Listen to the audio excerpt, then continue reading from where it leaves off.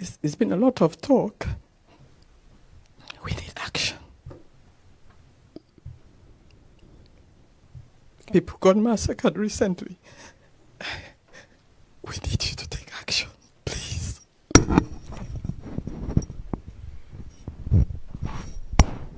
The question speaks for itself. It's not even a question. And I think we all understand exactly what you're saying. As I said, Cameroon has pained me more than any other issue I've had to deal with. Human suffering is not philosophical. It's not something up there. I'll never forget that as a little boy in Budapest during the Hungarian Revolution, I saw people that had been run over by the Soviet tanks. And even when you're 7 years old, that picture stays in your mind forever. So I totally understand. I wish there was a magic bullet that we could fire to fix the situation. As I said, the international community needs to be absolutely united on this. Because of the outrages recently, I'm very much hoping that there will be much more of a unity in our willingness to be firmer in responding to this with the Cameroonian government. I wish the Cameroonian government would recognize the fact that there's no way they are going to win this militarily. As Gandhi said, when you have a policy based on an eye for an eye, sooner or later the whole world is blind. And that is exactly what is happening there. It's a disaster. It is absolutely needless. And I wish that there was a simple way to just put a stop to it at this moment. So thank you very much. Thank you so much. The United States and all members of the Security Council have an obligation to invoke the responsibility to protect the lives of our people, to protect the dignity of our people. The United States and all other countries must show clarity of purpose and focus. The international system is disjointed in its approach. This ambiguity has always given Mr. Biya and Cameroon an escape route, believing in the use of force to resolve political issues. This has gone on for the past 37 years because of the lack of a focused stance by the international community that should show Cameroon that the world is unwavering in its stance. It's unwavering, backing very basic principles for the maintenance of international peace and security. That the world is unwavering in upholding the respect of human rights and human dignity. It has wavered in the face of brutality from Cameroon, giving it an opportunity to escape scrutiny for almost half a century. This Mr. Paul-Biya regime, people decide to kill all the southern Cameroon and Ambazonian. Yes, this is the massacre and the destruction. Yes, this is the massacre and the destruction and all the brutality and the brutalism. This is what happened in Cameroon today. With all the southern Cameroon and Ambazonian, we are in struggle today.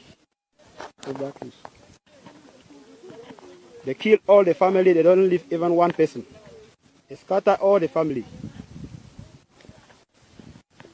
Look at all these young girls like this, they kill all our generation. They kill everybody and they burn all the home. We are living now in the struggle. God intervene to this our crisis, Father. Almighty God, come to us. We are the people of Ambazonia, we are suffering. Paul-Biya and his own regime decide to kill us today. Paul-Biya with his own regime. This is the struggle of people of Ambazonia. This thing happened in Garbo, where they call Firu at Ngar. This father and mother to their master's room. See where the father are born in the fire. They are 3 days. Father, mother, and the 2 children. Here, this is 2 people are here. One father with 7 children. See the score for the boy. For the man boy. The man boy is here straight. Look, the score. They burned all the houses today by the military, by the Paul Biya regime. We witnessed everything today. All the houses now bonded. All the houses is now bonded. This is what we call destruction and the... Yes. This killed today as Ngarbu, where they call Firu. They killed Mr. Fusika and his own family today. Yes. Many innocent souls have lost their souls. We are here in the struggle. Oh God.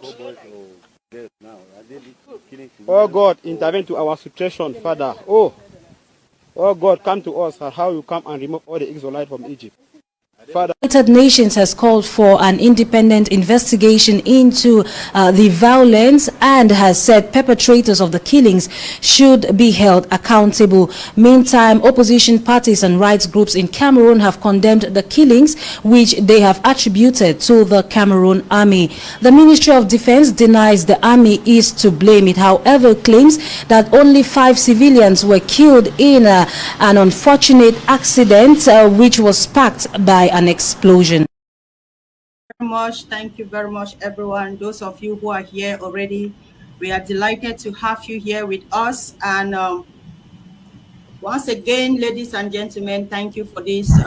Thank you for taking out time from your busy schedules to be here with us this afternoon, this evening.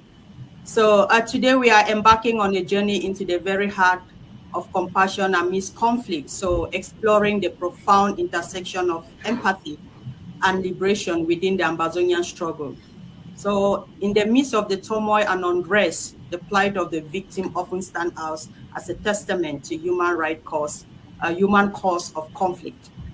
So, and within the Ambazonian liberation movement, a beacon of hope emerged, a commitment to extend compassion to those affected by the conflict. And today we are having an astonishing lady in the studio who will be talking more on this. But as we delve into the depths of this topic, we are confronted with the stark reality faced by our civilians, our refugees, our internally displaced persons amidst the conflict, amidst this war that has plagued us in the last 7 years. So the stories resonate with the loss, resilience, and enduring quest for justice. This is what our people are looking for. But amidst the chaos, there lies a fundamental truth, the truth that speaks to the transformative power of compassion in times of crisis and in times of war. So today we are exploring the myths, the ways in which victims' compassion woven into the fabrics of Ambazonian liberation movement. So from a humanitarian aid perspective of psychological support, from medical care, advocacy for justice, the fight for the liberation of Ambazonia, total freedom of Ambazonia, will be talking on all of this. So today, join me with the delectable, awesome, powerful, firebrand woman of God, Immaculate Kome. We all know who she is. And it's nobody, we don't really need to introduce her, because if you've been in this revolution in the last 7 years, you would have seen what she has done as a woman of God, as a daughter of Ambazonia, as a mother, as a female leader within the Ambazonian liberation, her role as a woman within the Ambazonian War of Liberation. And before I bring her on board, fellow Ambalanders, I just want us to take a reflection on what we have been through over the last 7 years. And it has become, it's becoming normalized amongst our people that we suddenly forget who we are or the things that we've gone through as a people. But this evening, I would like us to go back into history and ask ourselves questions. Not the history of our entire nation, but just in the last 7 years, what has happened to us and where are we today? What has suddenly changed? We all were witnesses of what happened to Samsoya. Samsoya was decapitated in our very presence, his body showcased and make a public spectacle by Cameroon military on the social media. The world saw it, they said nothing. Ambazonians, we were enraged. We decided to fight and defend the family of Samsoya, and not just the family of Samsoya, but also give Samsoya dignity. And also our people, why we are not supposed to be treated that way. It didn't end at the level of Samsoya, because they felt like when they did what they did to Samsoya was not enough. They went further and started raising down communities. We saw what happened in Kwakwa, how our communities were raised down to ashes by the same military that supposedly are to protect the people. We saw Mami Api. Mami Api was an old woman, a mother who was just in her home, resting, trying to enjoy the long life that God has given her, to enjoy her old age. But ladies and gentlemen, we saw the unfortunate end of Mami Api in the most gruesome and cruel way by Cameroon military, because she was burned in her own home. Mami Api was not the only one. We saw Mami Florence, we saw other people. And this was not all. They moved into our communities, they gathered our young men, they massacred them in the most gruesome ways, and they set their corpses ablaze. We saw over 45 young, vibrant Ambazonian young men in Bali that were massacred and set ablaze, and then their corpses, the remains of their corpses, were buried in mass graves. We saw young children who have not even had the opportunity to express their feeling about life or to even show love to their parents. They were killed point blank. Baby Martha was an example. We have other people. We saw the Gagbo massacre that massacred more than 14 children and more than 23 others injured. And not just that, a woman, a pregnant woman, killed in cold blood. And not just killed, their corpses, those that were even struggling to run for their lives, they were shot from behind and their corpses pulled back into the buildings and set ablaze. This is what we've been going through. We've seen how our various communities have been destroyed. It has caused our people to migrate from one place to another. We have more than 1.2 million internally displaced persons within Ambazonia. We have refugees scattered all over the world, caused by the conflict in Ambazonia, something we did not ask for. Fellow Ambalanders and people of the world, the last 7 years, we have seen the worst forms of brutality from the military and from Cameroon government, because that is the only language they understand. We've seen different massacres, Munyenge massacres, Kumba massacres. We've seen those in Boya. We've seen those in Tibet. We've seen those in Bali. We've seen those in Bamenda. We've seen our people literally murdered like animals. Even animals have dignity.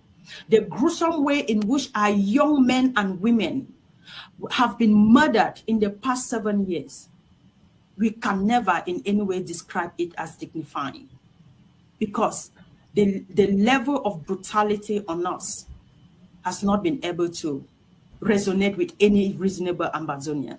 And this is why we are talking about victim compassion today. Every day when you wake up in the morning, your phone is either reflecting on a dead body that is lying on the street, or a young man that has been shot and dumped in the river, or somebody that has been shot and tied on a tree with their hands tied to their back. We see how people, young men, are killed and buried in mass graves. This is what has been happening in the last 7 years in Ambazonia, caused by military, by Cameroon government, and our people have simply a reason to defend themselves. We've seen our mothers dig graves to bury their own children, which in itself is an abomination in our culture. We've seen young girls become widows because their husbands have all been killed, because every male child in Ambazonia is a target. Ladies and gentlemen, today we want to talk about the victims of the Ambazonian liberation. Who is indeed the victim here? So With me in the studio here is a firebrand. She is feisty when she needs to, a woman of God. She takes no prisoners when it comes to the liberation of Ambazonia, fighting for women and children, fighting to defend our mothers. She takes no prisoners. And I'm so delighted to have her here today because she has been a very a powerful voice within the Ambazonian liberation struggle in the last 7 years. And woman of God, like I said, I don't really need to introduce you to the people because they already know who you are. Anybody who has ever heard of the name Deborah Arising knows that you are the champion of that project. And again, thank you very much and welcome to today's edition on the victim compassion within the Ambazonian struggle. Thank you, PS, for having me. I'm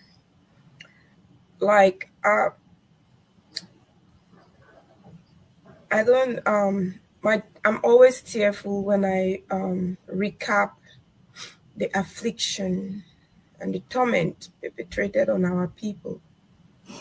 And the most hurtful part is the manipulation in trying to make us like the ones that caused a war, in trying to act as if you know how when someone perpetrates aggression and brutality and wants their victim to feel guilty for their evil, we find ourselves in that intersection. And the sad part in it is that we have seen all kinds of effects in this war that was brought on us by Cameroon. It's been an ongoing war over decades. We as kids, were traumatized with fathers being picked up, sat on the mud. They called it kale for 1,000 francs and whisked off, and they did everything to demasculinize our communities so that no one will ever rise to ask them, why are you taunting us like this? Right. Okay. They made sure that our heads were bowed down. They made sure that we were stripped of anything like an armor to defend ourselves. And once they were sure that we completely were defenseless, that is the painful part of this war. And that is the painful part of the war is the war looked away. When I have this reflection of young men and women with survival instinct trying to use a rubber gun to shoot at someone with heavy war armories, it brought to me so much burden in my spirit. And when we thought it was just like a way of pouncing us down to stop, they escalated it. I remember at the beginning of this war when it was just the lawyers and the teachers, and then it went to September 22nd of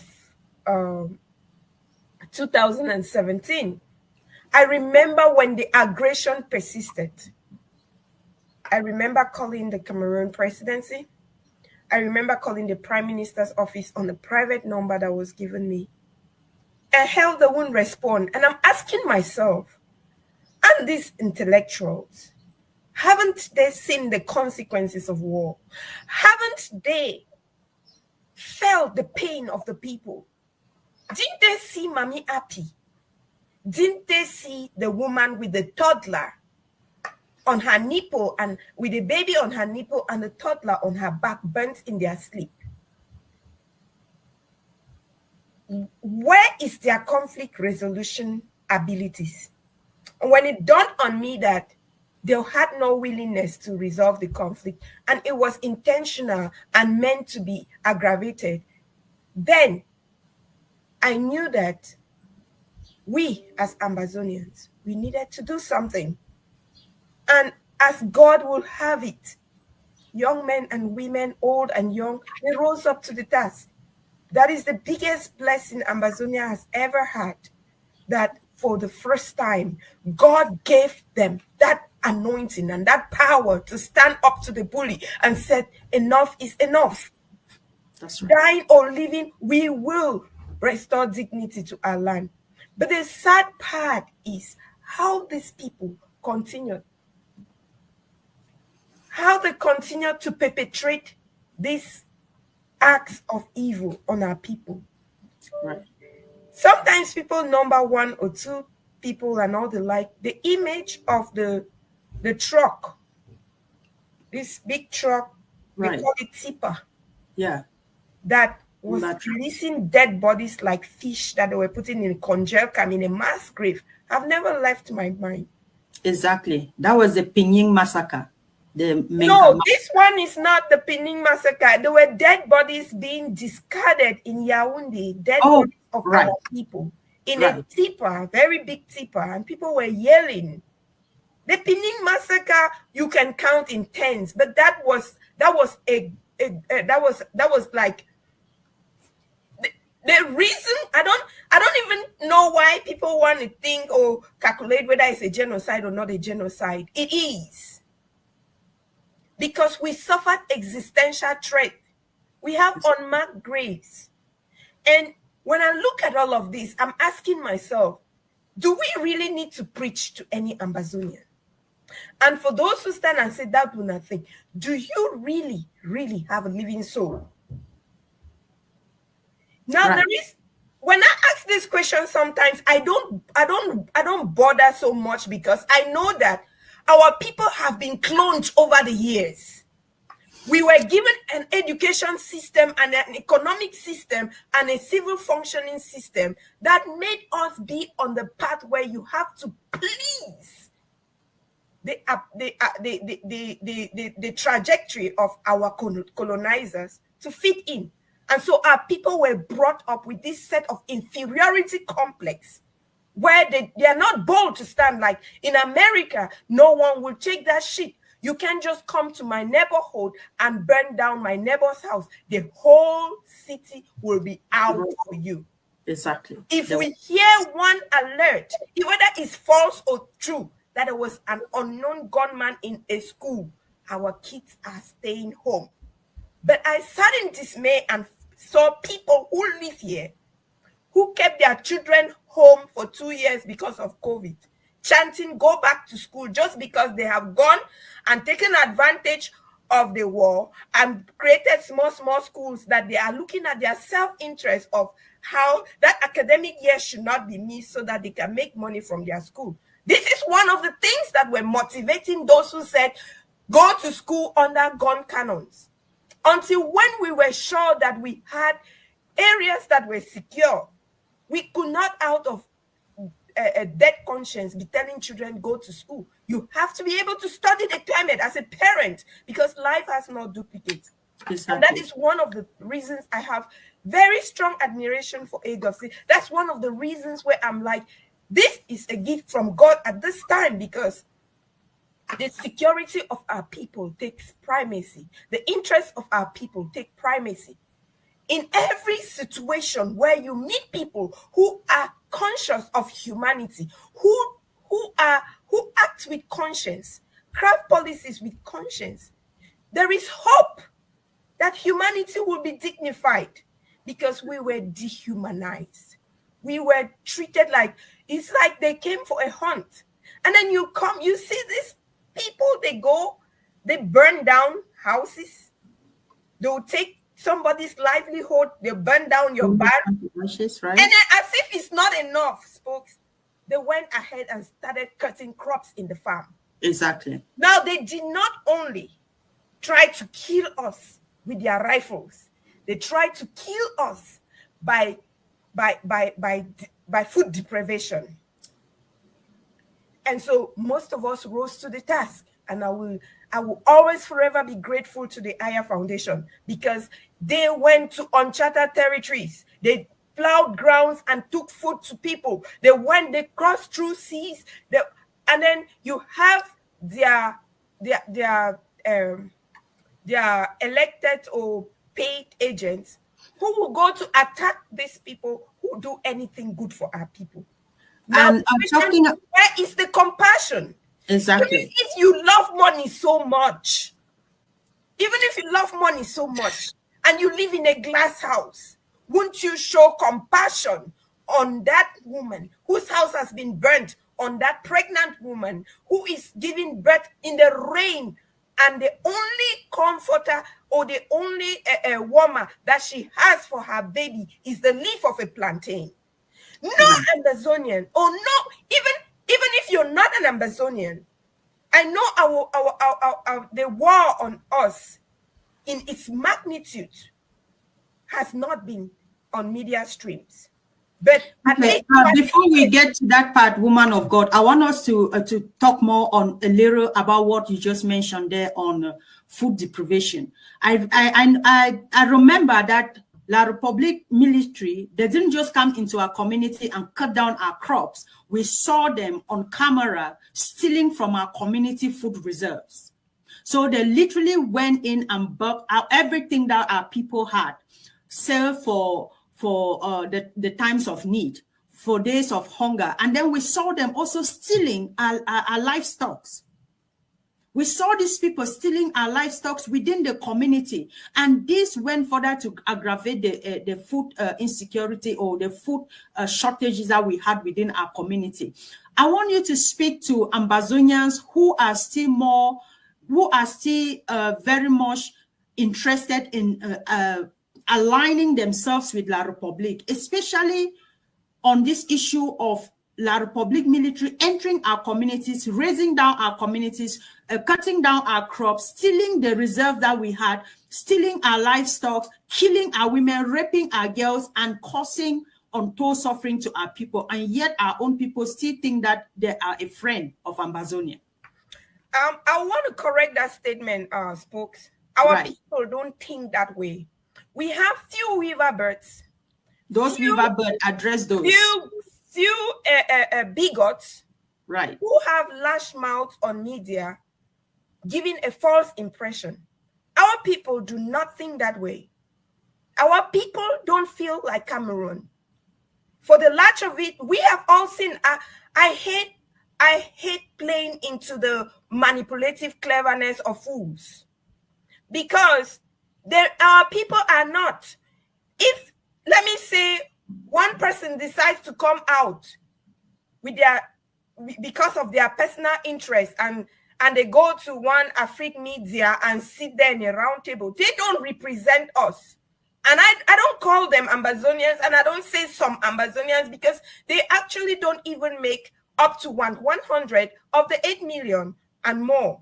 So what I want to say here is, for those who are compassionate, those are the people I'm interested in encouraging that we keep doing what we are doing, because we have been doing it. We are here on the 7th year. Cameroon has not won a victory crown.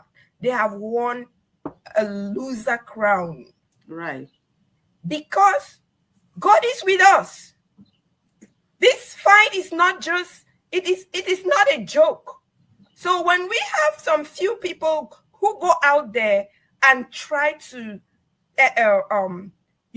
market falsehood, we first of all came into this mess through falsehood. Right. But we are that generation that is reason to say never again, because we are coming from a place of evidence base. You cannot see, you cannot tell me 1 + 1 is 3. I will never take that. But this is the situation for the food deprivation that they have caused our people. I would like for you to know that our people who are displaced, who are refugees in Cameroon, they do not have like farms like others who have. I'll take a simple example. Let's take like the Bamilekes who took refuge in our territory when they were at war. And we even have our war veterans who helped them in assisting them to make sure they were safe. They came to our land and they had farmlands for free. They went to our schools on scholarship, 750 francs for primary school and 2,500 for secondary school. Good. But when you talk of victim compassion, they don't have it. Okay. They don't have it. And the reason they don't have it is because of the way they are cultured to be self-centered, to know that we are second-class citizens. Because when you go to places like you go to Cameroon, you will see our people there as born. Born is a house slave. You will never see a French child as a born, but you will always see English children. Those ones are very, very loyal. These ones, they have servitude. Okay. That's how they look at us. And so I'm coming to that food scarcity because that's something I've been addressing over time. They don't give them even a piece of land to cultivate, or if they give them a piece of land to cultivate this year, once it is ready, they'll take it from you. And so what is happening is that our people through the years have developed resilience, where you find young girls in Bamenda who are millionaires, not because Cameroon government provided them something, but because they already know how to go to that farm, look for arrow, cross over a cock and sell it. But with all of that that's going on, and we say, okay, you have taken our oil wells, you have taken over our industries, you've taken over our factories, you've destroyed everything, we will still survive. So we have that survivor instinct, and we were still flourishing, rich. Myself, for example, at the age of 26, I was already a millionaire. They come again and make sure that they destroy these things. Now, who on earth will sit and watch you keep doing that? Right. And so for any idiot who thinks that fighting for Ambazonia is that nothing, you need to think again, because you have to look at the people that are involved. They are uncommon. This is a fight against existential threat. This is a fight against human dignity. How do you talk about it that my girl children will grow and see girls who were robbed in the mud and they're robbing them? And every time that comes to my mind, you know, you can phantom it as a mother and as a woman. You do that to an American child anywhere in the world, there will be no excuse for you. You can't. Okay. And so why do people think that you can do that to Ambazonian children and then we are just comfortable and let it become sweet by and by, back to normalcy? And you give everybody a pat in the back and we go. And before we go detail into what, especially on the Bamileke issue, woman of God, I want to bring this up so that we can have some level of coordination on that part. During the last Global Egg of Sea meeting, we had one of our monthly meetings where we sit and re-strategize on what to do, where we are, and all of that. You spoke in a most passionate way that it resonated with not just the women in the meeting, but also all the men within the organization. You talked about Ambazonians crying more than they bereaved, and also showing so much mercy more than they should against their enemies. Can you, in your own words, again, elaborate more on that? Because you brought in examples during that meeting. I would like you, in that same passion and in those facts that you brought up, speak to Ambazonians, because this is where our team actually came from, victim compassion. Okay, what did you mean? So you see, our society was stratified for a reason. You had the elite, you had the middle class who were the civil servants, and then you had the low class who could lose their property at any time to anyone that was in CPDM. And it just needed a call to Gendarmerie Company or wherever, and then you are locked up for no crime. Or they just come and then it's rainy season and they are taking back goats in and they cash your goat. And since you are not in that class, you can't even go an inch further. And then with that stratification, what did they do? They bred in our people the fact that if you go out there and an elite was at fault, you have to defend the elite. Because if you don't defend the elite, you don't have voice. If you went out when let me say a Geo splash mud on a woman that woman should just cuddle away. No one should dare raise a voice at the duel because you can get in trouble. Exactly. That is the same effect playing with Ambazonians, where they are very sympathetic with Yaoundé, then they are sympathetic with the women burnt in their houses in their sleep. Then they are sympathetic with the hospital burnt. Then they are sympathetic with patients burnt. It's because it was programmed. But I am not moved by that. Right. Because they have made a generation that cannot be programmed. We are here to say no, and we are doing the reprogramming. As you can see, there are community schools. As you can see, there are apple farms coming up. As you can see, there are a lot of things that we are doing. You know, bit by bit, baby steps, getting into giant steps, and that is how we build. And so when you see all these weaver birds, they do not market our progress. They do not market our wings. They do not market the things that matter to us. Because the thing that with their large mouth, they can be able to make it look like the extent to which Cameroon has gone, nobody can cover them up. Unfortunately, with all the media handlers they have bought, with all the sabotage they have made, with all the targeted propaganda they have made, and they should make no mistake, anyone that defames my name. I used to say, when a woman is in labor and a rival is around her ears like a mosquito, you don't bother. If you have a midwife that is troublesome and insultive, you don't bother. Wait until they are finished and you have your baby and you know that your bleeding is content. Put your baby in a safe place, hold them, beat them very well. That is a parable. Okay. So, in a nutshell, with that victim, with that mentality of being afraid of the superior, there is that inferiority complex that has been bred in the fabric of some of our people. And the anger of the enemy is that inferiority complex has been broken. The anger of the enemy all through these years is that our people have risen and they now see themselves as who they are.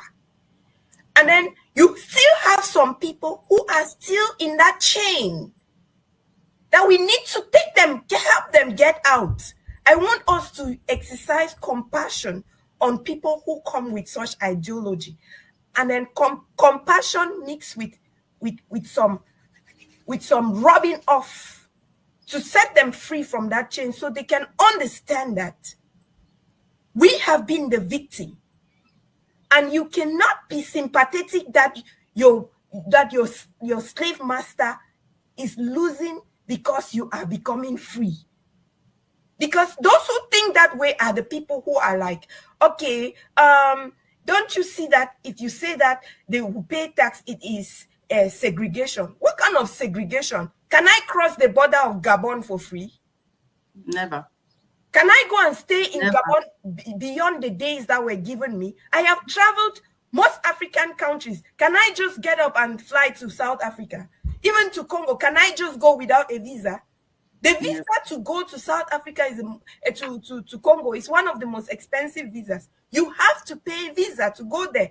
And then now, if you're coming to reside in our territory, shouldn't you have a resident permit? Everybody that come to America, the problem is some people want to leave their own kingdom and go and reign in another person's kingdom. Like you see the artists of Ambazonia. They are like people who abandon their kingdom and they go and they are reigning in another kingdom. And they are surprised why they are not being respected. They are surprised why they are not given, why they are putting all the efforts they are putting and they are not being recognized. You don't belong in that kingdom. So when you leave your kingdom to go and reign in another person's kingdom, that is the effect. You lost compassion on your own people, and you start to show compassion on the bully for receiving a slap for trampling upon the rights of your people. Do you think by this mentality or this lack of compassion to our own people is as a result of some our own people taking up positions within La Republic government in our territory that has influenced the people around them, or to behave in the way they are behaving? Because we cannot truly, I as a person, I cannot fathom how a military comes into my community, raise down the community, cause our street to flow with blood, cause rape our girls, cause them to crawl in mud. Children who are yet unborn are killed in their mothers' wombs, and then the women killed, and our mothers are killed. Any young man becomes a target, and yet some people still think that, still address it as nothing, like you mentioned earlier. What could, honestly, in a woman of God, how could you even talk to these people, and what could really be the cause of this? I know you've talked about us being brainwashed, the kind of education we received when we were growing, but I also think that you still have more to say on this. One of the things that I would like you to understand is the principle of the Bathsheba effect. Right. Who was Bathsheba? Bathsheba was the wife of a general in the army of David, whom David committed adultery with. And now the only way to cover up that act was to send him in the rank of battle where he did not belong so he can be healed. Right. And most of our people, okay, when you look at before the war, how many of our people were appointed to where? So all those appointments are Bathsheba effect, but the people who are appointed think that is victory. But it's not. They are all endangered species. Count it from a Tanganji down to they are all endangered species. They are all endangered. In fact, they are more endangered than a human. They are just instruments and tools used to manipulate their own people. Now, let me tell you something. They are not instruments. They are not tools. They are puppets.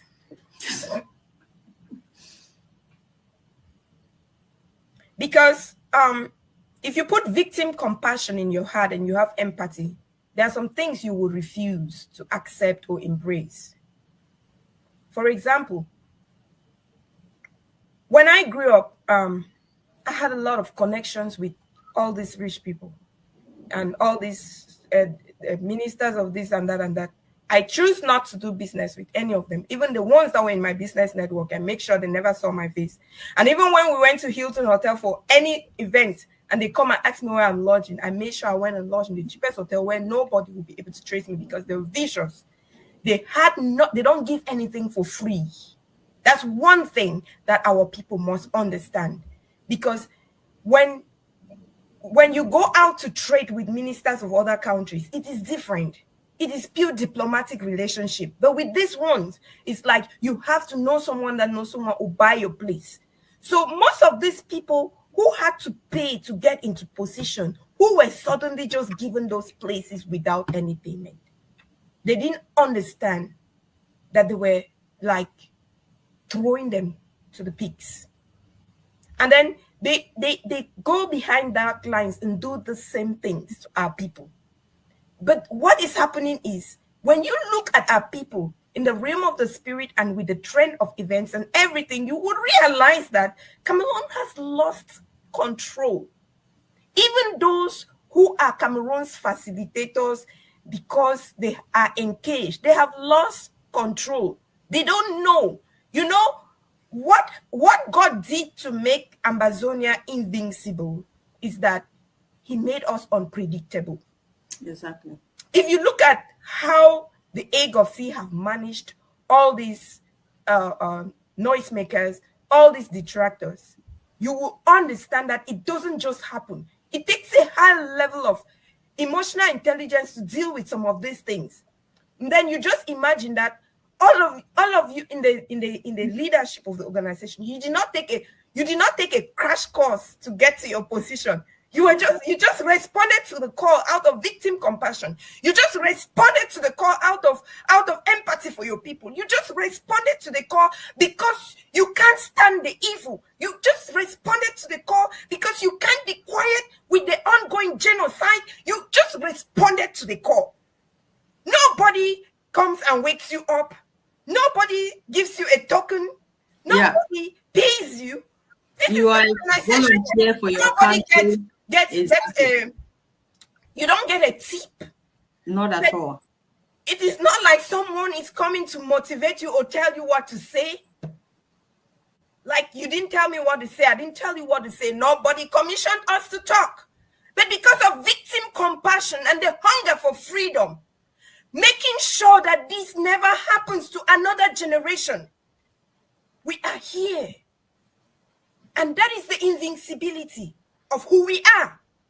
Because we've been struck, they've done everything. Things that could be done and you will shy away. They do it to us and we are stronger. And so anyone who is still thinking in that prism or that delusion that will ever be part of Cameroon will not happen, because there are people who are risen, framed by God, who have said, even if everybody give up and I'm the only one standing, Ambazonia must be free. So at this point, what I just want for Cameroon to understand is there is seed time and harvest time. Yeah. You see how they burnt our villages? And they feel like they were so top up there. Nobody has been able to call them to this. Nobody has been able to stop them. You get more pay when you go and kill more. The thing is, they will do the same to themselves soon. That's right. Not long from now. They will do the same to themselves. And what will happen is, when an oppressor gets into their own captivity, the sad part is there will be no me to cry for them. Because then it will be stupid for me to be crying their cry. I will not take Tylenol for their headache. Because okay. they did not care about, they did not care about how much they hurt.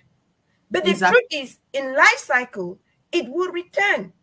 And before they know it, there is a scripture that says, there's a scripture that says, even the legal captives shall be set free, and the prey shall be taken from the hands of the terrible. That's right. Okay. But we are an illegal captive in the hands of Cameroon. And the prey, they have fed on our flesh for too long. Okay. But listen, they say, God said, yes, the legal captive will be set free. How much more of the illegal captive?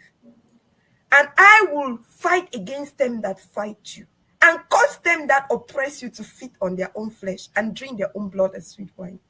Right. And I will save your children. I make this statement always: Ambazonia shall be consoled. The trauma on us is so overbearing. Like,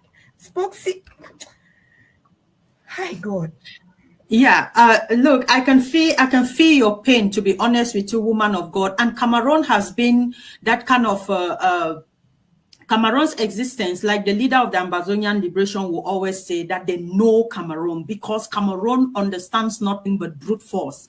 And because we talked about the West and also the Bambili case, I want us to go back to memory line in history, because you had earlier brought that up in terms of during the late 50s, 1950s and early 60s, when during the Makiza period, what our people did to the Bambili case. You mentioned even scholarship. But what is the situation with our refugees that are in Bambileke now? Because we are not calling them IDPs. That is not Ambazonia. They are in another land because they've already crossed borders. What are they doing to our people? Now, for one, a school that I paid, because I have assisted with tuition all over, that I paid 36,000 annually, which is a private school. The fees went up to 200,000. Okay. And I relate with nuns who take care of our people, our refugees in Yaoundé and their southern parts. Yeah. I have helped some people where if you are a teacher teaching them and you come to school and you're clocking in, 5 minutes late, your salary is deducted. Wow. And also, I have done feasibility studies on some communities where our refugees in those places are living. And this nun informed me that the way they treat our people is so demeaning that they will even say, we are praying that this war should not end, because if this war ends, our slaves will go back. We don't know how to till the soil. See, ever since you people came, we have food. Wow. So they literally refer to So us. they don't have that compassion. And I'm asking myself that even if you choose to be a weaver bird for Cameroon, even if you choose to collect their money, won't you be so smart not to serve them to the full years with the wickedness they are doing? And some people think, look at this, they banned bike. We easily forget. Do we remember how much there was unprovoked? There was no situation. There was nothing that should cause any problem. That they gathered all the bikes. It was selected. When you talk about Cameroonians living in Ambazonia will pay resident permit, and some people are like, when it begins, no, it won't be.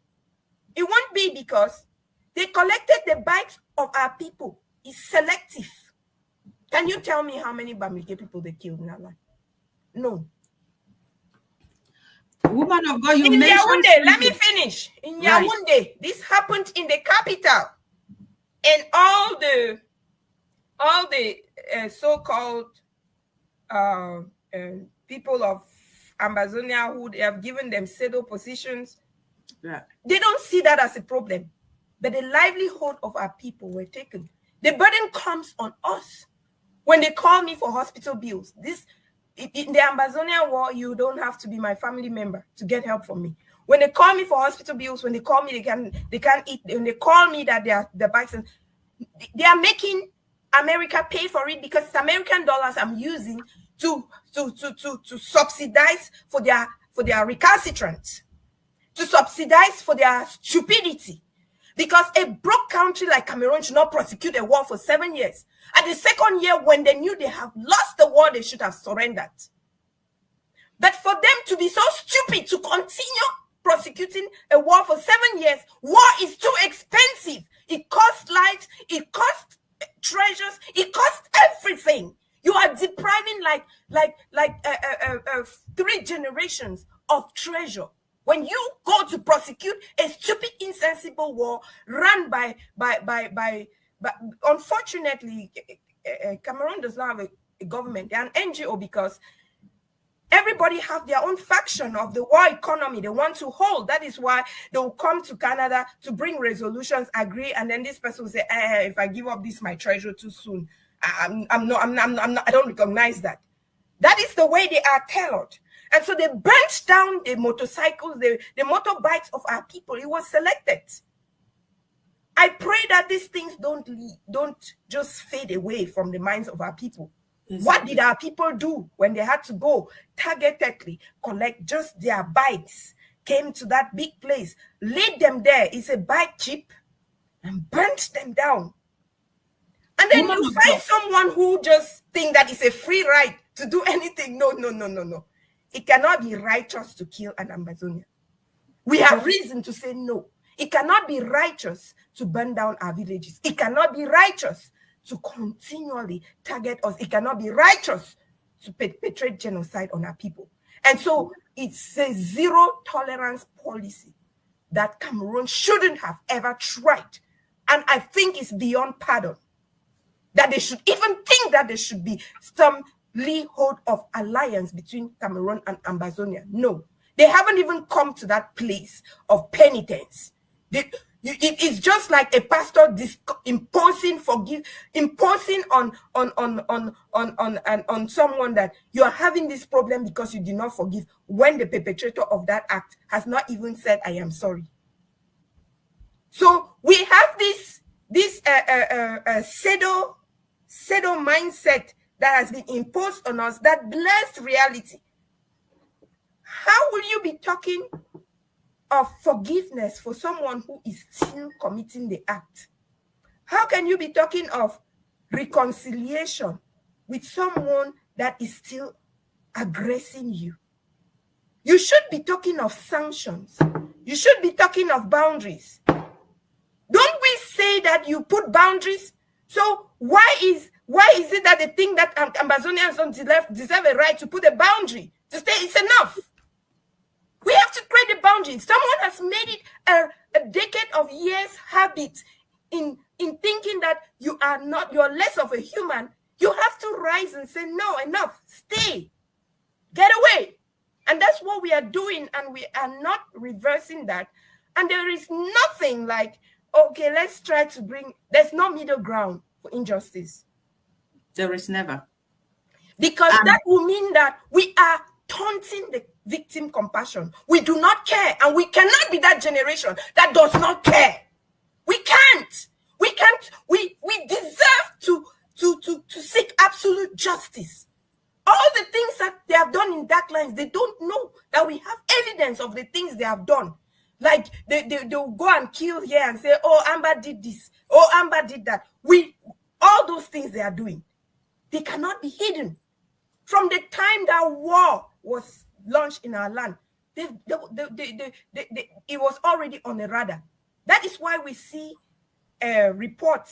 war reports coming out from human rights groups telling us about Cameroon having their militias in our land, and they all go and claim that they are Amber. We know these things. And knowing this, we can't, for one reason, with the victim compassion, let our people face the worst. Because for those who think that they can roll us back to Yaoundé, you're an idiot. You're a big time idiot. And even Satan is scared of you. Because how come you think that before then we did not have a voice, and then you go and surrender after being bastardized, genocide, assault, scorched earth policies, you go back again and give your head to it? Are you stupid? It cannot happen. It means that we don't care. You want to care about your own comfort?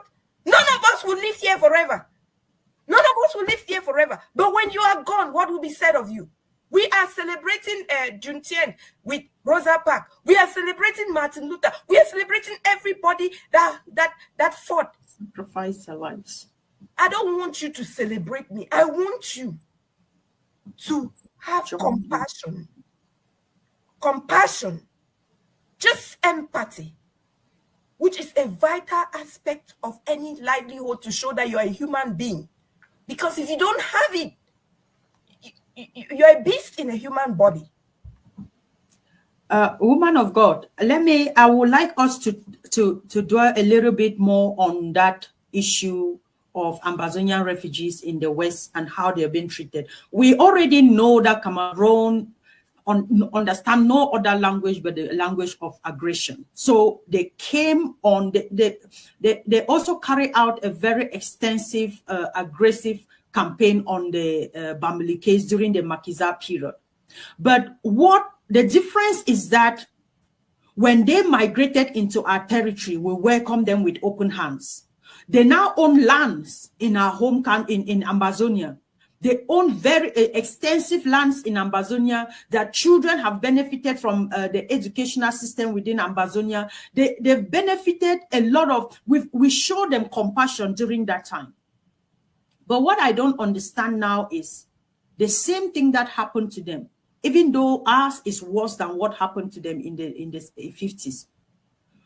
How come the same people that we open our doors to them, we show them compassion during their times of need, today are so silent when it comes to the war that is being that has been melted down on Ambazonia? They are unwilling to join in the fight to pick up arms and defend the territory that they now call home.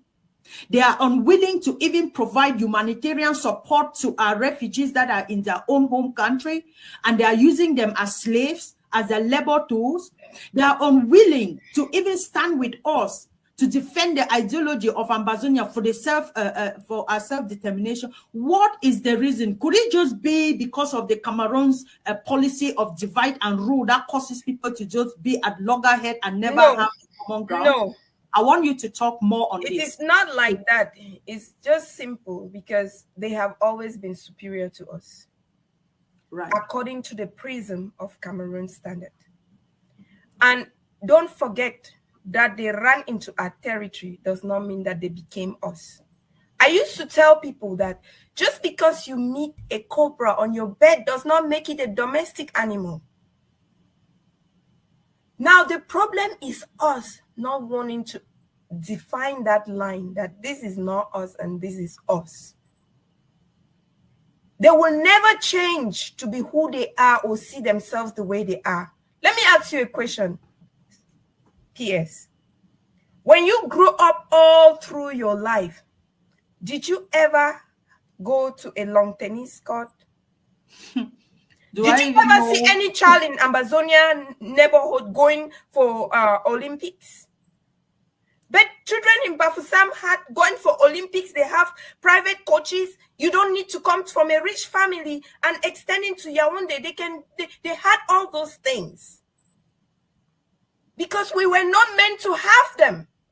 Anyone who does not understand this, if you did not have the information, we have the information to give you for free.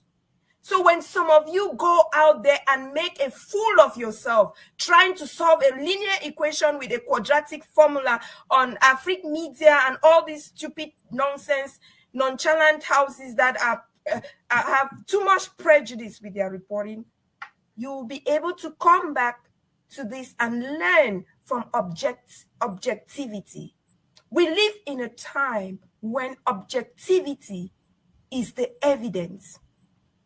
And when you have objective evidence, it cannot be subdued by manipulative cleverness.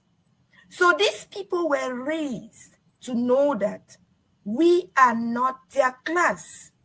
And even in our land, they had access to loans to have businesses and employed us like slaves. They had the big stores and then we buy from them and retail. They destroyed our own microeconomy that was boosted from Biafra because we imported from Biafra. They contraband those produces, send their pattern agents to take them out of our stores without compensation and destroyed them. And then all our big provision stores crumbled, and now the Francophones who were in a territory called the Bamilikes, who are Cameroonians, they had access to loans, business loans, and then we became the workers in the termite mine, serving the queen. Can you make me turn? Yeah, go and ask Daddy to make it those. I said turn. Okay. I said turn, Mama. Go and give this to Daddy. I said turn. I was telling you I want you to make Allow him. I will make it, baby. Go and tell Rani to put corn in the microwave for 6 minutes. Okay. I'm sorry. No, that's no problem at all. No problem at all. If you want to take care of him, and I'll just bring out some points and then... No, let me finish. Let me just finish this. Okay. Go up, baby. Let me just finish this because I may lost track of it. Yeah. So when you went when you crossed the borders and went to Bafoussam, you will find they had, when they talked of like we had the technical schools, when they talked of their own technical schools, it was advanced. You will have children who go to school and all the learn is sewing, and that sewing is from first principle, where they show them how to design clothes. Right. We didn't have those amenities. And then the Agua scholarship that America gave for us when they called us Anglo-Saxon scholarship back in the day, was weeks to Yaoundé. Here in America, we have more Francophones than we had before we came aggressive, did it by ourselves and walked our ways here. We could not come through those means because we were deprived. And thank God for the DV lottery, because we will be lost. So they took that scholarship and only gave it to people who know people in the ranks of the CPDM, but us who were like those, those high graders who could just, like any medical school want to take us if we were here, they won't take us in queues because we did not know who knows who that knows who.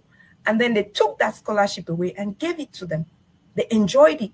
When they wanted simulation teachers, they would take someone that has not even gone to a GTTC or gone to any training school. They just give you a fake certificate and the line door open and they send them here. And since America is a country where even if you already have a license for something, they always still do continuing education just to be sure, because they believe in quality. They come and they try and manage to fit in. But this is the extent to which these people hate us.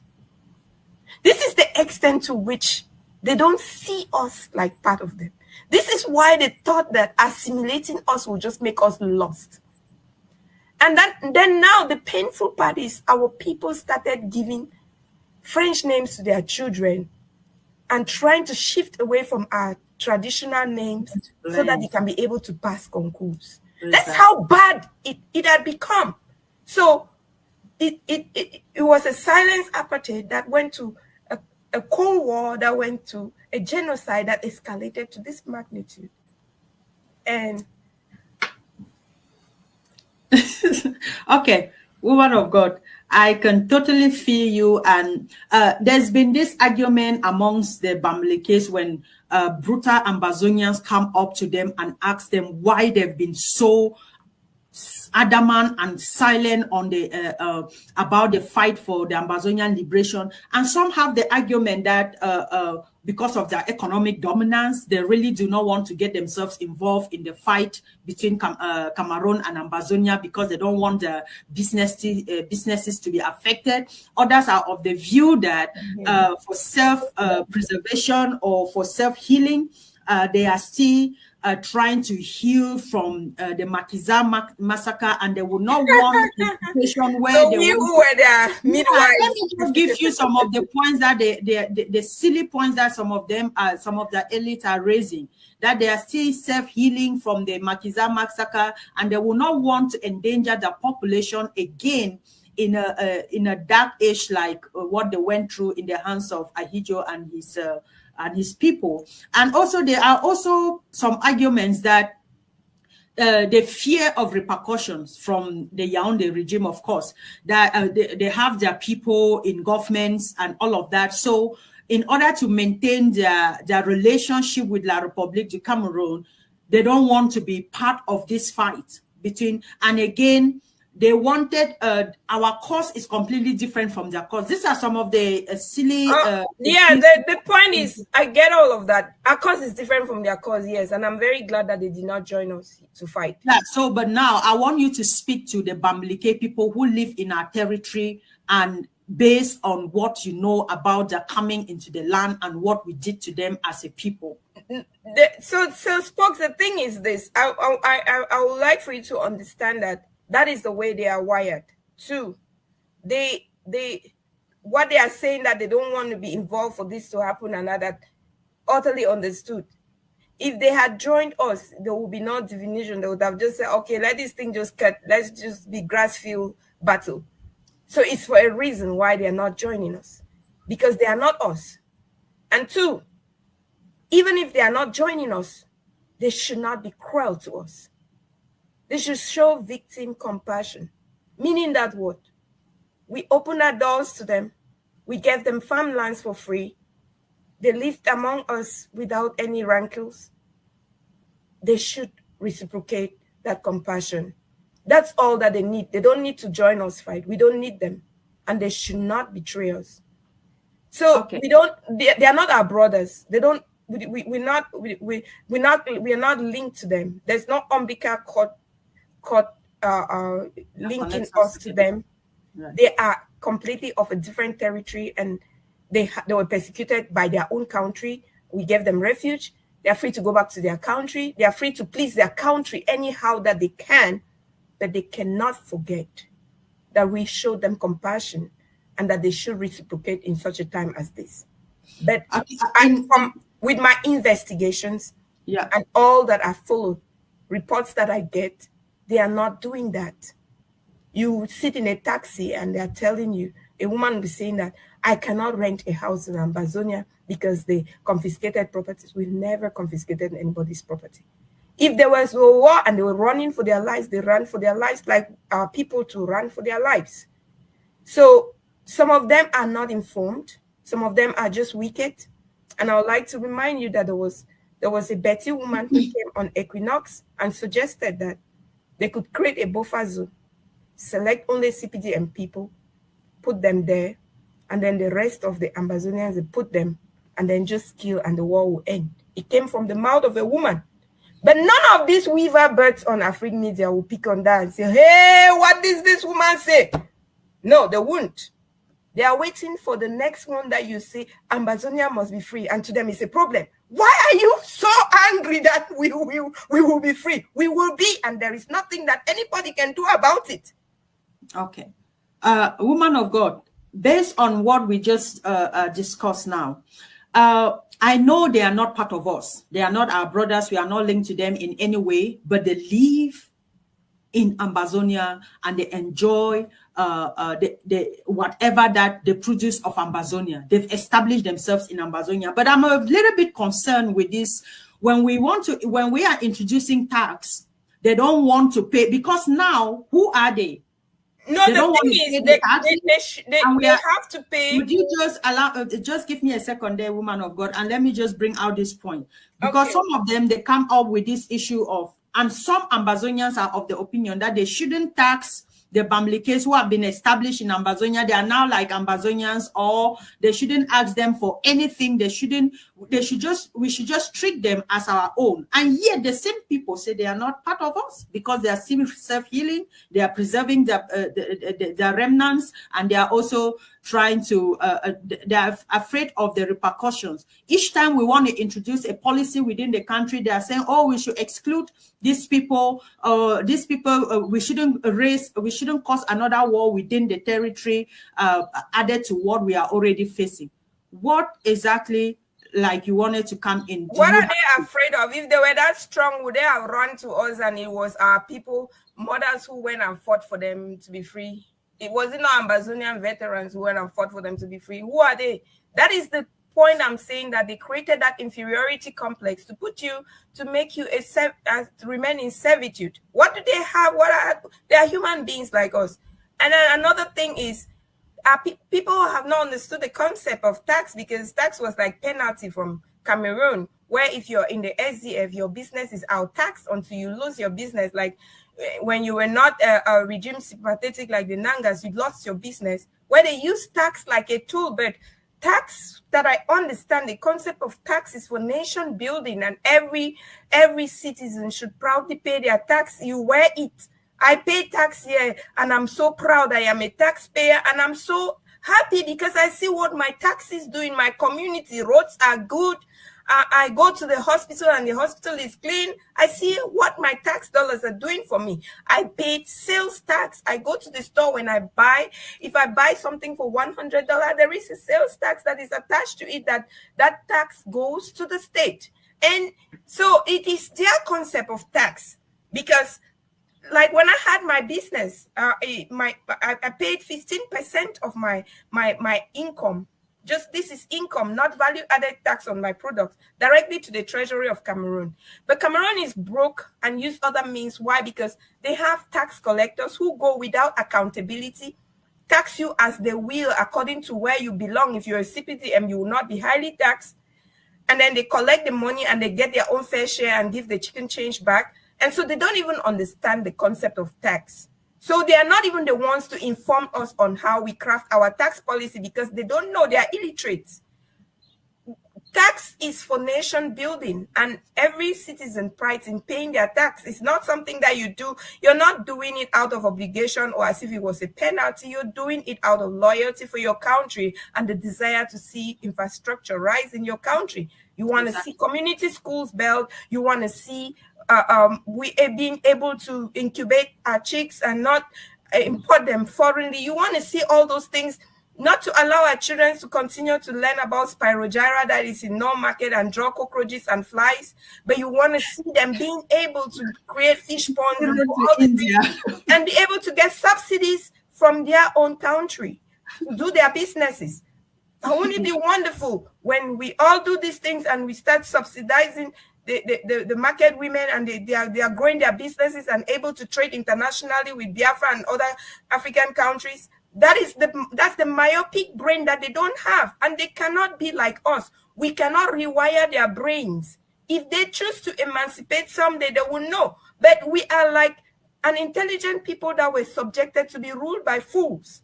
So if we keep thinking and having pain and taking Xanax for their anxiety every night and Tylenol for their headache because they are not reasoning like us, we will be hurting ourselves for nothing. We can't expect anything from them. They can't give what they don't have. They are not free themselves. You know, they have a bigger problem to face. But the thing is, when it hits your door, all those precautions you were taking, let me just ask for one reason. All that our fathers did to avoid war, did they avoid it? Not at all. All that they did, just palm branches on the street and helicopter gunshots were released. Did it avoid it? So what are they trying to avoid? They should keep avoiding. We will be here. Give time some time.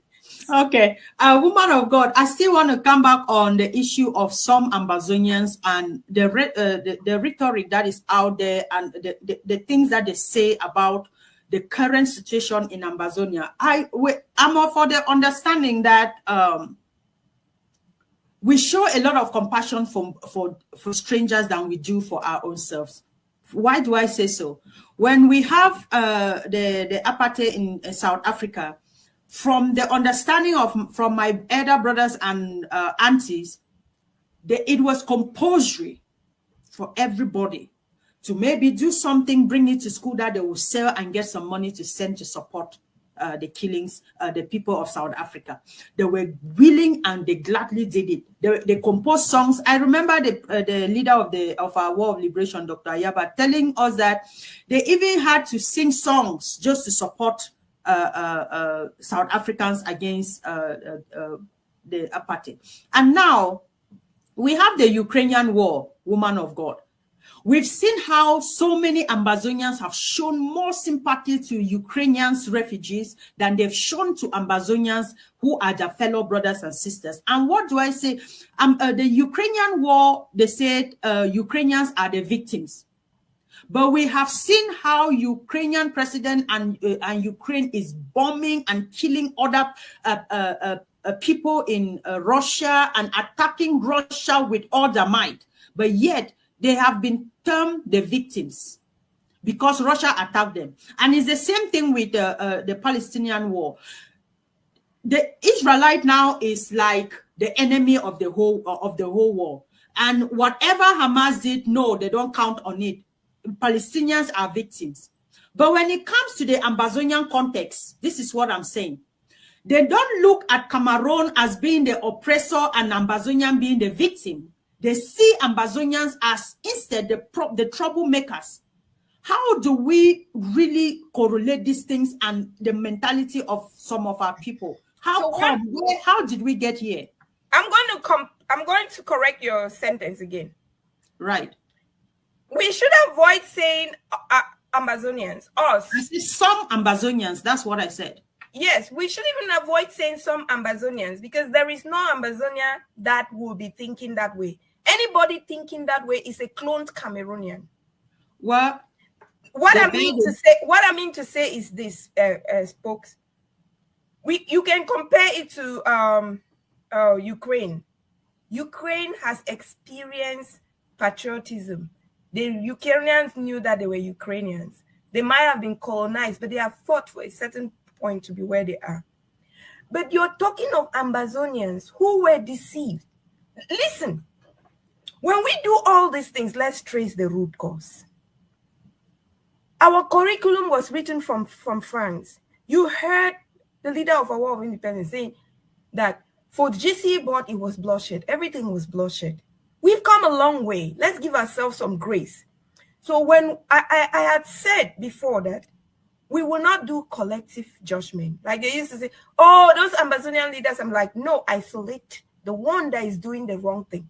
And we currently have few weaver birds running campaigns that nobody's even liking their page books. But we are so much consumed by what they say and what they did not say than what we are saying that cannot be erased. So what I am saying here in a nutshell is, it is still the effect of the inferiority complex. That inferiority complex was built over the year. First, you see that in this thing, men are the ones that are easily bought over because they were demasculinized. When they come and take you and put you in a mud, kale, they have a fear and a fright for Cameroon that they think that they have to cough the way Cameroon wants. They have to smile the way Cameroon wants so they can survive. But now, Ambazonians have risen and have disseminated that mystery. That is the anger of Cameroon. They no longer have that grip. When an abuser loses control over the abuse victim, they go wild. They do stupid things. They stupidify themselves like Cameroon has stupidified themselves everywhere. And then even when you look at these people who have been paid to campaign for them, what is really substantial in those their campaign? Did it alter the World Bank report? No. Did it alter the Oxford report? No. Did it alter the Canadian impression? No. Did it alter the human rights report? No. So if you look at it, you will see that we are living in a world where evidence-based takes primacy and where you have people who have studied human psychology and they know who is doing. Now, what I'm saying is, I don't get worked up about what fools do. Yeah, that is you as an individual and somebody who... Yes, and when I talk, anyone listening to me should pick up the same. Right. But we don't have to be, let me say, we don't have to be worked up by what fools do. People who have not even, who are still suffering from crisis of identity. You cannot be superior and you're so worried about someone that is making themselves fools with unsubstantial knowledge. Like I simply said, you find people who come out after Cardinal Tumi had done a referendum, after a referendum happened on the 22nd of October, and we occur again on the 1st of October, and we have had all the natural referendums that you can ever ask. You see them coming back with big grammar. How do you spend your time even reading that long write-up that is full of junk? Have we not been... They put too much junk in our head. We have to unjunk it so we don't let people come and add more junk. It's not every nonsense you see written. From the first statement and the last paragraph, you should already know that it's junk. Just trash it. So what in effect I am saying is that we have to come out of that circle where we are feeding into the chants of noisemakers. Because it is not how much you repeat a lie that makes the lie truth. It is not how loud you sound that will cover up for your crime. We will still trace your crime. It is not how much you stand. When they made a campaign, to sell oil, this, that, Cameroon and all the like, where has it ended? If you think that, so what you say to those distractors is look for another thing. That one is not working. Try something else. So I'm not worried about them. What I am concerned is I have an organization and a leadership that is on the steering and are not blinking. That is all that gives me sleep. That gives me hope that our people will be free. And those that are ignorant, we will re-educate them. We will pamper our people. We will get them back. Take out all the life cycle of flies and mosquitoes that they have taught them with no bearing and teach them real things that give them something to do. You know, you can be here. You don't have to announce it. You can open vocational centers in your village. Don't just sit here. I don't bring my mommy. I don't bring my papa. And this is life taste. No, go to that woman who a seamstress there. Say, if I add 3 more machines to you or 10 more and buy materials for you, can you get children in the neighborhood to come after school and learn how to sew? People should start doing that. That's victim compassion. You don't have to announce it on Facebook. Exactly. You don't have to tell the whole world. No, you don't. You don't even need pictures. You just need to be sure that it is going on and that they are doing it. Because we are not politicians. We are not campaigning for an election. We own Ambazonia, and we will decide in our own terms how our political system will be. It will not be another neocolonialism. We are not apologetic about it. We have not fought this far to come and succumb to losers. We cannot continue to be ruled by fools. Ambazonians are too smart to be ruled by fools. Okay, just to continue on that line, woman of God, and I don't know, in the last week, if you saw the report, the Norwegian Refugee Council also brought up another report this year to still classify the Ambazonian conflict as the most neglected this year. So I don't know. And that is not the first time. In 2018, it came up as the first most neglected in the whole world. And the amazing thing, the funny thing is that all the conflict classified as neglected are mostly in Africa.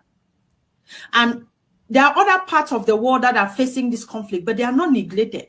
But what is most outstanding is the Ambazonian one, because it came up in 2018, it came up in 2019, it came up in 2020, 2021, 2022, and we are they brought up the 2023 one, and it has displayed the level of displacement, internally displaced people, refugees, and it's been 7 years, and our conflict is still considered neglected, one of the most neglected in the world. What do you think could be the reason for this? Let's just talk in your own understanding. So we have the BRICS, we have the European Union, we have the AU. What do you think when they carry Ancient of Days and put in the AU to lead, who some of them are demented, and their system is being controlled by by China or any other country that has a business interest in keeping them as sheep, so they can be able to trade free course unhindered without anything and have rights over them more than their own citizens. So AU is like it's just like a pseudo organization that does not bat for Africa.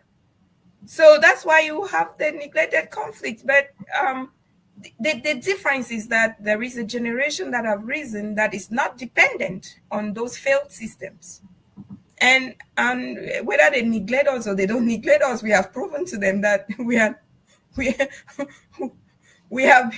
risen from ashes. We rose from our ashes, and from the burning of the flames, and with all the fire in our body, we are refined individuals, and we do not seek the sympathy of the world. Because we are not objects of pity, but we also have made the world come to a place of conscience where they can now really see that they are not fair. You know, everyone is awoken. There's been a lot of awakening in Africa ever since the dawn of the Ambazonian War, and somebody will be wondering, but I want to let you know that the trickle effect of most of the awakening is Ambazonia, because how come a small people, a people that were considered, were disarmed? Yes. When these things rang, who knew about bow and arrow, gun, or whatsoever not? How did rubber guns became AKs, and how did rubber guns became RPGs? How did it get there? Survival instinct. Right. And so I would like to say that for those who think that they are flourishing, I think Ambazonia is going to be a blueprint in Africa for every African country that really wants freedom, because our freedom will be indeed freedom, because we have prosecuted this evil war from Cameroon from first principle. We were so lucky, blessed, over-blessed, that God took a man and formed him very well, schooled him from childhood. His father went and fought for the Europeans to be free. His father was a veteran that fought against how do they call these tyrants? Yes, his father Alongside fought the for humans. freedom of. So how do you expect a child growing like that, whose father went and fought and probably died untimely from gunshots and treating wounds that he endured trying to secure the freedom of the West? And then you think that you just turn around and just do anything? That there is an anointing that the father left, and there is an anointing that God put on his head that gives him that wisdom that his peers, people who think that, oh, is it not just like one of us? They have gone out there, formed all kinds of organizations, changed names, cloned from one to the other. It will never match because there is no counterfeit to an original. And so one of the things that we should consider is that we are awfully blessed, because when you look at the strata of the leadership of the Age of Sea, it's a leadership model. I have studied leadership models. It is a blend of multiple working leadership models that will come out as its own leadership model that needs a definition, because we will define that leadership and it will be studied in school, because this is the best. And if Africa really wants a leadership curriculum, they should ask the Ambazonia Governing Council. They will have one of the best, because how do you say prosecuting a war without a budget and yet nobody diverts a cent?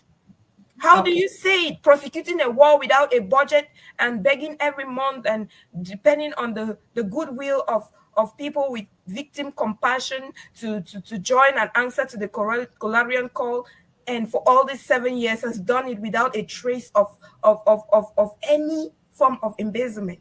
Anyone that thinks you should argue, you can make your smear campaign, but you will not go and change. You will not change the World Bank report. You will not change the Oxford University report. We go from evidence-based. We don't go by say we have found.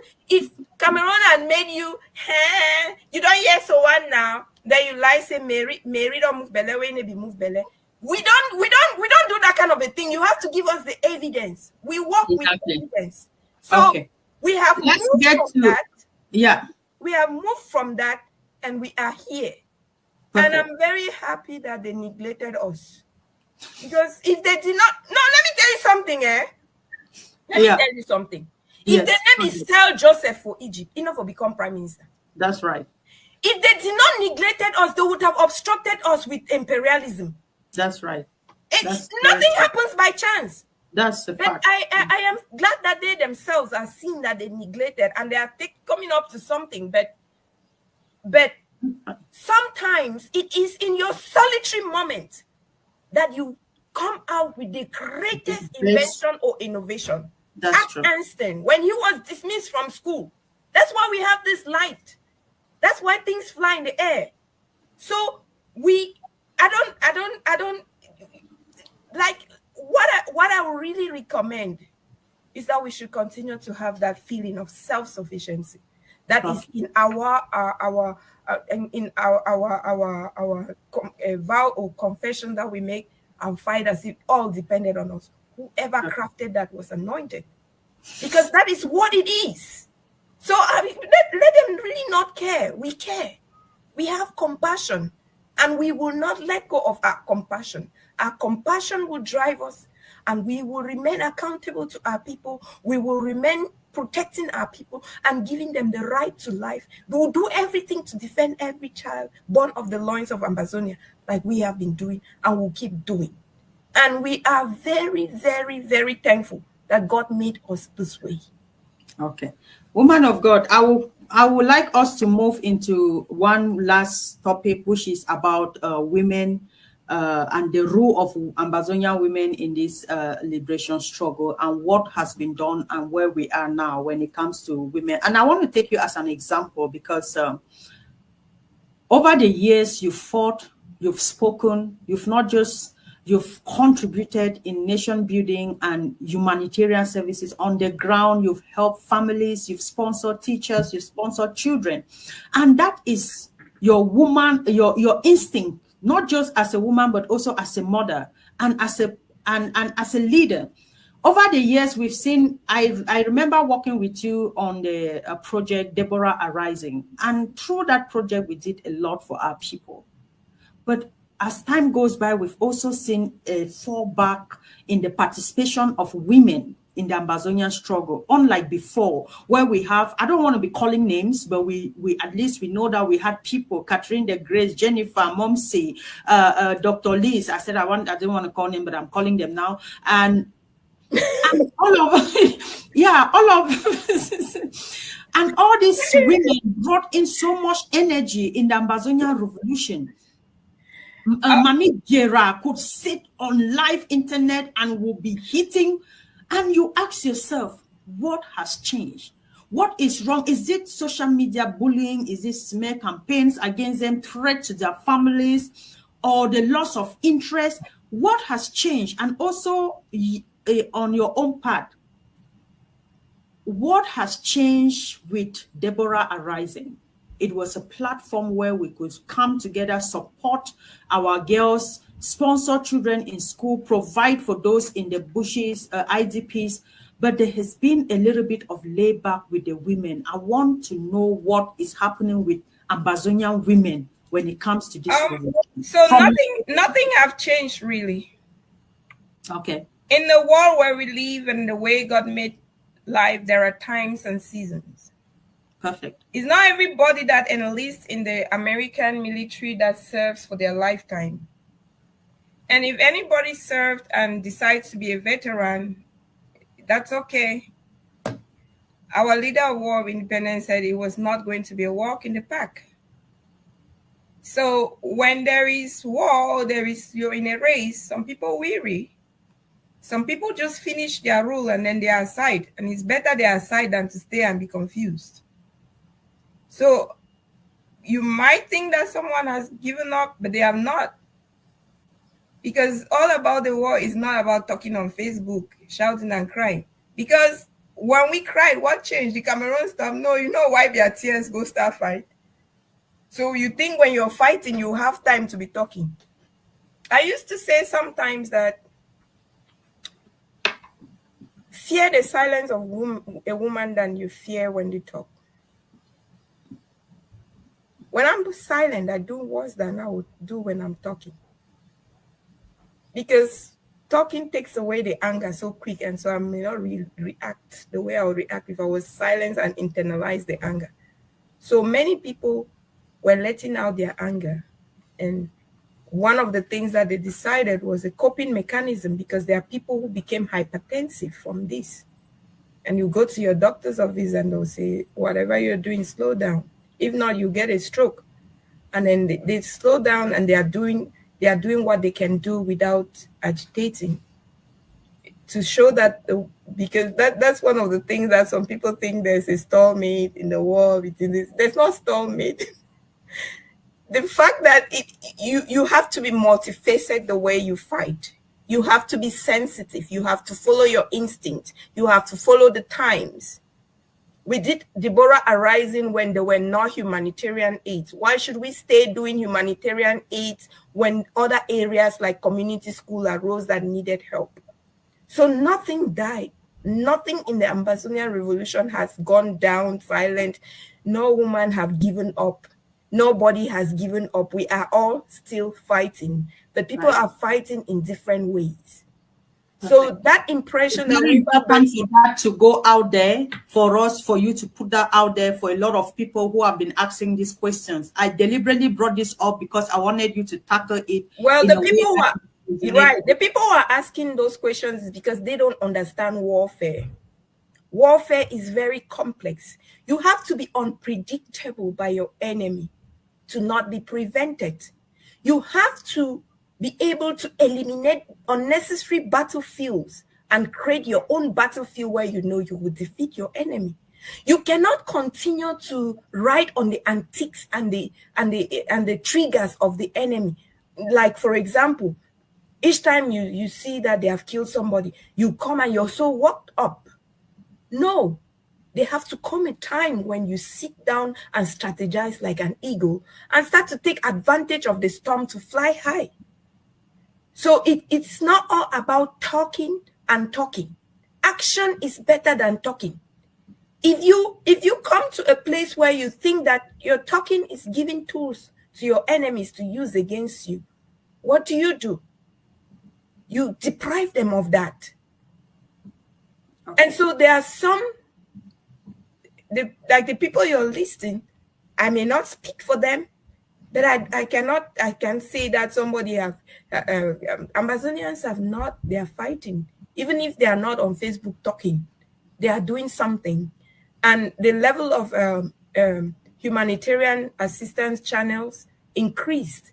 So we could not be diverting resources to that area when there are other areas that need it. There are people who have risen up in the territory. They don't call themselves, they don't act as if they are fighting the war, but they are fighting the war because they are rescuing lives. They go out, they collect money from us abroad, and they go, because if they know that you're sending money abroad down, they will try to target you. There are some people who are still free to go down to the territory because they have not come out on Facebook and shouted. Okay. But when they are able to go down, what do? They are able to help our people. So we should be able to factor out those things so that we are very, very subjective, because you have people who have helped small businesses.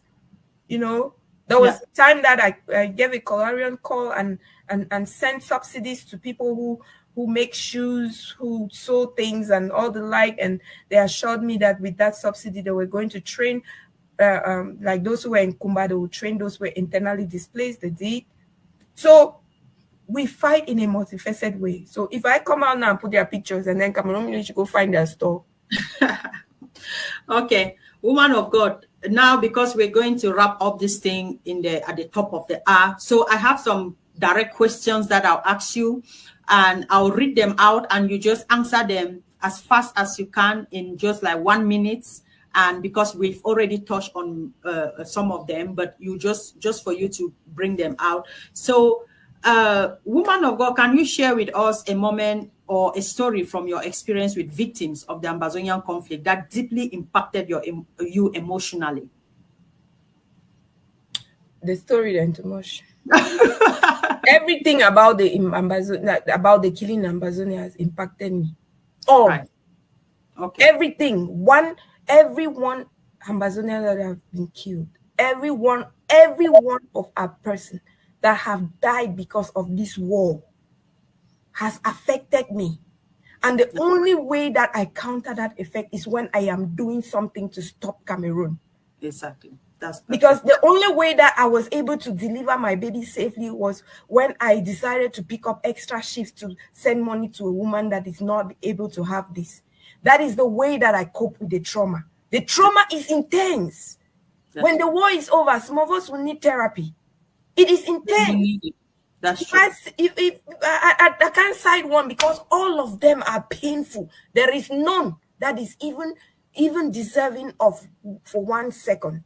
Exactly. You remember there was a time I also contacted you. I was telling you that I can't sleep when I was the head of human rights and humanitarian service in the organization.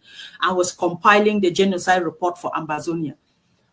The blood I see every day, the corpses are gathered every day to prepare this report, took away sleep from me, and I was literally walking like a living corpse because I could not sleep, I could not do anything. And each time I open at that PowerPoint to add on the victims and the killings, the blood alone destroys me. So like you said, we will all need therapy after this, and there is no particular case that is more than another. Every single life is very important. And like the leader will always say, there is not even a single tree that is lost in Ambazonia or an animal will be paid for by La Republic of Cameroon, because we will not set up all those reconciliation commissions and all of those things. They will pay for everything that they've caused Ambazonians. The blood that has flew on our streets, our homes that have been razed down, our animals that they've killed, our mothers that have been killed, our girls raped and impregnated, for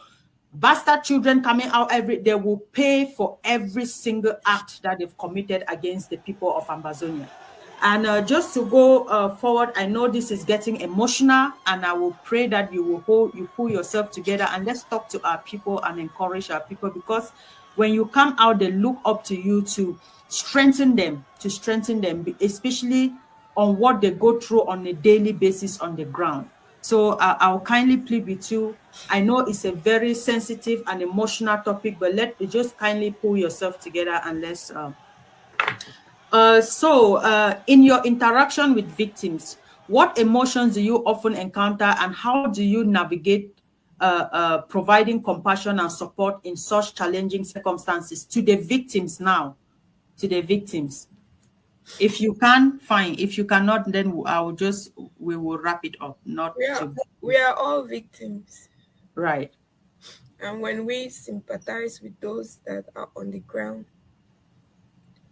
most of them are stronger than we are because they have closures. Yeah. But we don't. They have a communal effect where they can be able to strengthen each other. But we are far away from home. When I interact with our people, they pray day and night that we will be free. They like to hear you tell them that we will be free. And we will be free. And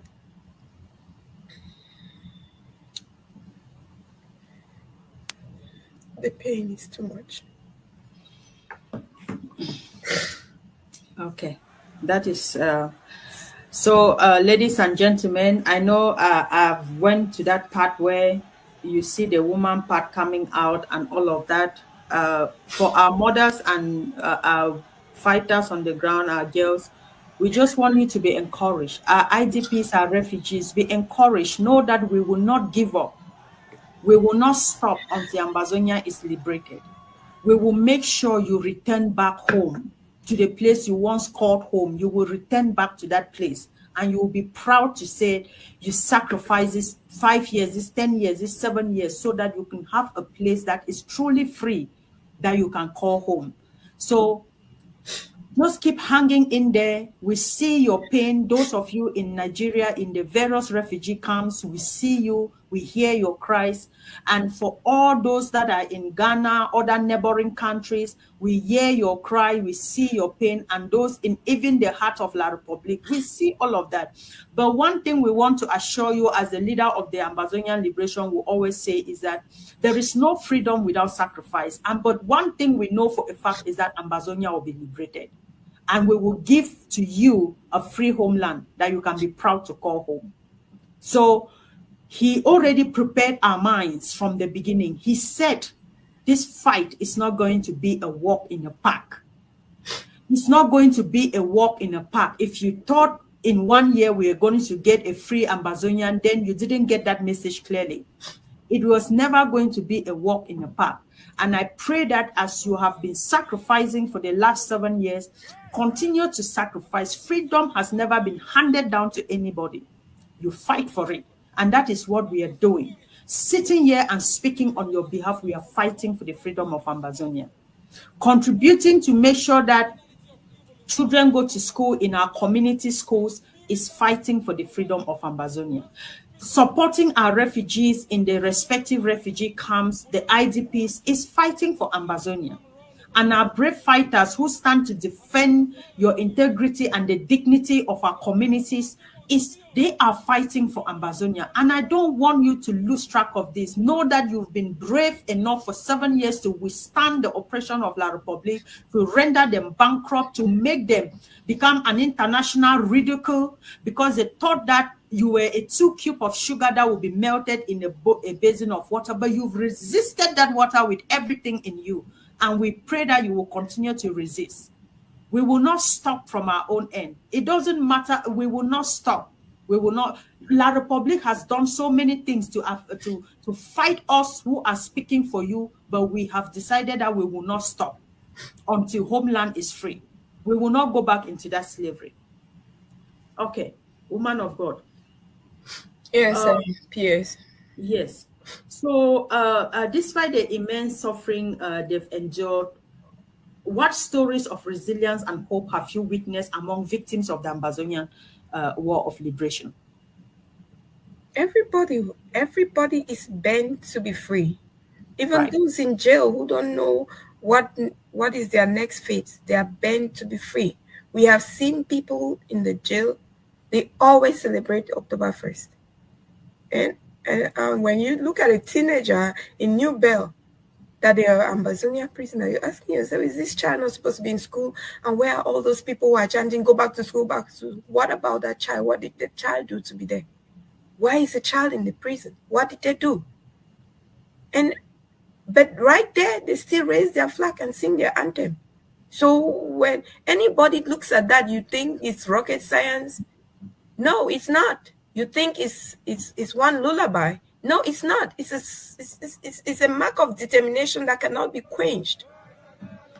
It is trying to stop. It's like using a palm branch to stop a hurricane. It will not happen any day. And so for the respect of life and compassion, just pull out of our territory. Get out. Go and manage your sick country. Okay. Now, let's talk about long-term healing. How do you believe compassion and support for victims can contribute to their long-term healing and recovery from trauma in this conflict, gotten from this conflict?